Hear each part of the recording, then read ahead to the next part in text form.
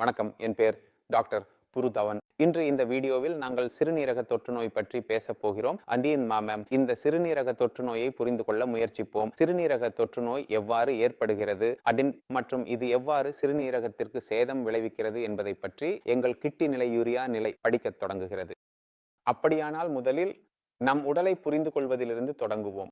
நமக்கு 2 சிறுநீரகங்கள் உள்ளன. அவை இரண்டும் நம் உடலில் யூரின் உருவாக்கும் பணியை செய்கின்றன. உருவாகும் சிறுநீரை முதலில் நம் சிறுநீர் பையில் சேமித்து பின்னர் அதை உடலிலிருந்து வெளியேற்றுகிறோம். இப்போது எப்படியாவது, ஏனெனில் தொற்று எங்கள் உடலில் இலகுவாக ஏற்படுவதில்லை, அது வெளியில் உள்ளது. எந்த ஒரு தொற்றும் எங்கள் உடலுக்குள் சென்றுவிட்டால் எங்கள் பாதுகாப்பு அமைப்பை கடந்து மேலே சென்று எங்கள் சிறுநீரகத்திற்குள் சென்று விட்டால் அங்கு அது பரவத் தொடங்கலாம். அங்கு அது பரவத் தொடங்கினால் தொற்றின் காரணமாக அங்கு புண் உருவாக தொடங்கும். இப்போது இந்த பாஸை படித்த பிறகு என்ன நடக்கிறது என்றால், அங்குள்ள வித்து செயல்பாடு மற்றும் அமைப்பு சிறுநீரகத்தின் உள்ளே அது கெடத் தொடங்கியது, அது பாதிக்க தொடங்கியது. மேலும் சிறுநீரகத்தின் உள்ளே கெடுதல் தொடங்கும் போது சிறுநீரகத்தின் செயல்பாட்டு திறன் குறையத் தொடங்குகிறது. இதனால் சிறுநீரகம் வெளியேற்ற வேண்டியதை, யூரியாவை உடலிலிருந்து வெளியேற்ற வேண்டியதை அது செய்ய முடியாது. இதன் விளைவாக யூரியா அளவு எவ்வளவு என்பதை நம் இரத்தத்தில் அதிகரிக்க தொடங்குகிறது, சேரத் தொடங்குகிறது. கேள்வி என்னவென்றால், இப்ப எல்லாம் எப்படி நடந்தது? தொற்று உடலுக்கு வெளியே இருந்தது. இப்போது என்ன நடக்கிறது என்றால், இந்த தொற்று சிறுநீரகத்திற்கு போய் சேருகிறது. முதலில் அறிய வேண்டிய விஷயம் என்னவென்றால், சிறுநீரக தொற்றுகள் மிகவும் பொதுவாக அதிக சர்க்கரை அளவுள்ள நீரிழிவு நோயாளிகளில் காணப்படுகின்றன. ஏனெனில் உங்கள் இரத்தத்தில் சர்க்கரை அதிகமாக இருந்தால் தொற்று விரைவாக கண்டறியப்படுகிறது. ஏனெனில் உங்கள் தொற்று பாக்டீரியா அந்த சர்க்கரையில் வாழ்ந்து கொண்டிருக்கிறது. அதனால் அது உடலுக்குள் அந்த சூழலை பெறுகிறது, அது வெப்பத்தை பெறுகிறது, அது அந்த சர்க்கரை உணவை பெறுகிறது. அதனால் அதன் வளர்ச்சிக்கு தேவையான அனைத்து பொருட்களும் அங்கே கிடைக்கின்றன. மற்றும் எப்போது நமது சர்க்கரை அதிகமாக இருக்கிறதோ அப்போது நமது நோய் எதிர்ப்பு அமைப்பும் பலவீனமாகி விடுகிறது. அதனால் விளைவாக என்ன நடக்கிறது என்றால், நீங்கள் ஸ்டூல் கழுவினீர்கள், சுத்தம் செய்தீர்கள், அப்போது சிறிது சிறிது உங்கள் சிறுநீரின் வழியில் சேர்ந்து விடுகிறது. இப்போ அந்த சிறுநீரின் வழியில் தொற்று வந்தது, எதுவும் இல்லை, மனிதருக்கு பிரச்சனை இல்லை, தொற்று மேலே சென்றது, உள்ளே பரவியது மற்றும் சிறுநீரகத்தை அடைந்தது, சிறுநீரகத்தை பாதித்து விட்டது. எனவே எப்போது நாம் யாருடைய அறிக்கையில் ஈகோலை அதிகமாக இருக்கிறது என்று பார்க்கிறோமோ அப்போது நாம் புரிகிறது. ஏனெனில் ஈகோலை நமது ஸ்டூலில், நமது மலத்தில் இருக்கிறது. இப்போது நமது சிறுநீரின் வழியில் அது காணப்படுகிறதெனில் அது என்னவாகும் என்றால், வெளியிலிருந்து நமது சிறுநீரின் வழியாக மேலே சென்று விட்டது, நமது சிறுநீரின் வழியில் சென்று விட்டது. இதை நாம் UTI என்றும் அழைக்கிறோம். இரண்டாவது விஷயம், கல். ஒருவருக்கு கல் இருந்தால் மற்றும் கல்லின் அளவு பெரியதாக இருந்தால், மிகவும் நீண்ட காலமாக இருக்கிறதெனில், கல்லின் உள்ளே கல்லில் தொற்று ஏற்படும் வாய்ப்புகள் உள்ளன. அது மிகவும் அதிகமாக வளர்கிறது. மேலும் உங்களுக்கு கல் இருந்தால், கல்லில் இடம் என்னவென்றால் அது மென்மையானது அல்ல, சரியான மேற்பரப்பு இல்லை, குழிகள் குழிகள் குழிகள் இருக்கும். அந்த குழிகளில் தொற்றின் காலனிகள் உருவாகத் தொடங்குகின்றன.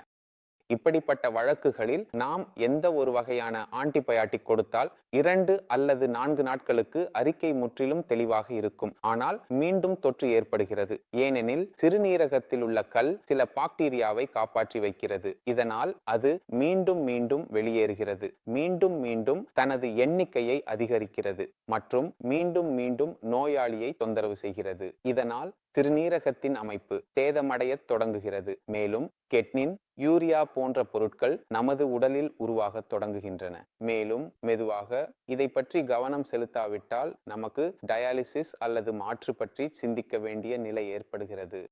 சில நேரங்களில் டாக்டர்கள் எப்போது தெரிந்தால் ஆன்டிபயாட்டிக் காரணமாக தொற்று சரியாகவில்லை, சிறுநீரகத்தையும் அகற்றி விடுகிறார்கள். ஏனெனில் மேலும் சேதம் ஏற்படும். சிறுநீரகம் அழுகினால் அது செப்சிஸ் உருவாக்கும். இதனால் நோயாளியின் உயிருக்கு ஆபத்து ஏற்படும். எங்கு தொற்று மிகவும் அதிகமாகிவிட்டது, சரியாகவில்லை, விருப்பம் இல்லையெனில் அங்கு ஒரு சிறுநீரகத்தை அகற்றுவதற்கான விருப்பத்தை டாக்டர்கள் தங்களிடம் வைத்துக் கொள்கிறார்கள். இப்போது கேள்வி என்னவென்றால், இதிலிருந்து நாம் எப்படி தப்பிக்க முடியும்? அதனால் தப்பிக்க எளிய வழி என்னவென்றால், நீங்கள் சுத்தமாக இருக்க வேண்டும். சிறுநீரக பாதையின் சுற்றுப்புற பகுதிகளை நீங்கள் மாசான கைகளால் தொடக்கூடாது. உங்கள் மலம் கழுவும் போது அதை முன்னால் இருந்து முன்னால் தண்ணீரால் கழுவ வேண்டும். அதனால் நீங்கள் பயன்படுத்தும் தண்ணீர், நீங்கள் பயன்படுத்தும் துணி அல்லது நீங்கள் உங்கள் கையை பயன்படுத்தினாலும் அது ஒருபோதும் உங்கள் சிறுநீரக பாதையை தொடக்கூடாது. ஏனெனில் அது தொடினால் தொற்று நோய் ஏற்படும் வாய்ப்புகள் அதிகரிக்கின்றன. உங்களுக்கு நீரிழிவு நோய் இல்லை என்றால் நீங்கள் பாதுகாப்பாக இருக்க வாய்ப்புகள் அதிகரிக்கின்றன. உங்கள் நோய் எதிர்ப்பு மண்டலத்தை நல்ல நிலையில் வைத்திருக்க வேண்டும். அதனால் உங்கள் உடல் தற்காப்பு செய்ய முடியும், அதற்கு எதிராக போராட முடியும், தொற்று நோயை அழிக்க முடியும், உங்கள் உடலுக்குள் தொற்று நோய் பரவாமல் இருக்க முடியும். ஆரம்ப கட்டத்தில் ஒருவருக்கு தொற்று நோய் ஏற்பட்டால் அவருடைய உடலில் சில அறிகுறிகள் தோன்றும். ஆரம்ப அறிகுறிகளை எப்படி காணலாம் என்றால், நமது சிறுநீர் மங்கலாக மேகமூட்டமாக மாறிவிடும். ஏனெனில் சாதாரணமாக நமது சிறுநீர் வெளிப்படையாக இருக்கும். அது வெள்ளையாகவோ மஞ்சளாகவோ இருக்கலாம். ஆனால் அதில் தொற்று நோய் ஏற்பட்டால் அதில் புரதம் வெளியேற ஆரம்பிக்கும். இதனால் அதில் ஒரு சிறிய நிறமாற்றம் காணலாம். மற்றொரு விஷயம் என்னவென்றால், சிறுநீர் பழுப்பு சாக்லேட் சிவப்பு நிறமாக மாறுகிறது. உங்கள் சிறுநீர் வெள்ளையாக இல்லாமல் வேறு எந்த நிறமாக இருந்தாலும் அது தொற்று நோயை குறிக்கிறது. உங்கள் உடலில் ஏதோ தவறாக இருக்கிறது என்று தெரிவிக்கிறது. மேலும் தொற்று நோய் ஏற்படும் வாய்ப்புகள் அதிகமாகின்றன. உங்களுக்கு மிகுந்த காய்ச்சல் 32 3 34 டிகிரி காய்ச்சல் வந்தால் அது தொற்று நோயால் ஏற்படுகிறது. மேலும் உயர்நிலை காய்ச்சல் தொற்று நோயை குறிக்கிறது. உங்களுக்கு அடிக்கடி சிறுநீர் கழிக்க வேண்டும் என்றால் அது உங்கள் சிறுநீரக மண்டலத்தில் ஏதோ தவறாக இருக்கிறது என்று குறிக்கிறது. இவை சிறிய அறிகுறிகள். அவற்றை கவனிக்க வேண்டும். ஒவ்வொருவரும் கவனிக்க வேண்டும். நோயாளியாக இருந்தால் மட்டுமே கவனிக்க வேண்டியதில்லை. நீங்கள் சாதாரண மனிதராக இருந்தாலும் ஆரோக்கியமான மனிதராக இருந்தாலும் உங்களுக்கு தொற்று நோய் ஏற்படலாம். சரி, இவை அனைத்தையும் நீங்கள் அறிந்தால் அவற்றை கவனிப்பது எளிதாக இருக்கும். இவற்றை கவனியுங்கள், சுத்தமாக வைத்திருங்கள், அவை குறைவாகவே தோன்றும்.